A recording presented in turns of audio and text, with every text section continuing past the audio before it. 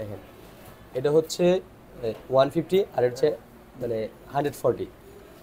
একটা বিষয় হচ্ছে এটা থেকে কিন্তু এটা হালকা, এটা একটু ভারী, এটার থেকে এটা ছোট। এখন এই টায়ারের মধ্যে দুটোর মধ্যে পার্থক্যটা হচ্ছে গিয়ে এটা হচ্ছে স্পোর্টসের জন্য মেড করা হয়েছে, ঠিক আছে। ও ইনিশিয়ালি কি দিবে, রেস দিবে, পাওয়ার দিবে, সে ইনিশিয়াল গ্রিপ পাবে।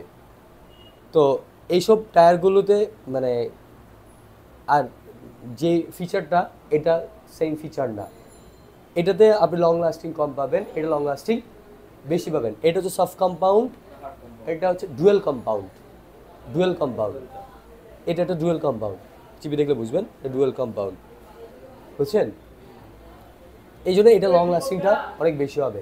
আর হ্যাঁ হ্যাঁ, এটা যদি হার্ড কম্পাউন্ড হইতো তাহলে এটার গ্রিপিংটা কম হইতো। ডুয়েল কম্পাউন্ড কি, আপনি যখন টায়ারটা একটু গরম হইতে সময় দিবেন এটা গ্রিপ ধরবে খুব বেশি। হ্যাঁ, এটা যেরকম গ্রিপ ধরবে এটা গ্রিপ ধরবে, একটু রান করতে হবে, ব্যাপারটা বুঝছেন। এটি হচ্ছে গিয়ে মৌলিক বিষয়। আরেকটা বিষয় হচ্ছে রেডিয়াল, আরেকটা বিষয় হচ্ছে রেডিয়াল টেকনোলজি, ঠিক আছে। দুইটা রেডিয়াল টেকনোলজি, এটা হচ্ছে কথা। এটা এখন আপনি বা একজন রাইডার এর হিসাব আলাদা আলাদা।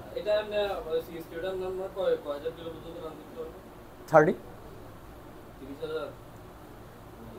এখন আপনি যদি রাফ চালান, ঠিক না, তখন হ্যাঁ, যেমন রসদ 3 কেউ 10-12 করে চালাইছে বলে আমি শুনি নাই, চালাইছে 20,000ও চালাইছে, শুনছি, সেটাও শুনছি।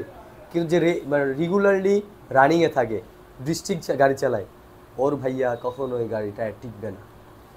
ও ধূপ ধাপ ব্রেক করে, ধূপ ধাপ ফোর্স দেয়, ওর সাথে কখনো হবে না। হ্যাঁ, এটা হচ্ছে কথা।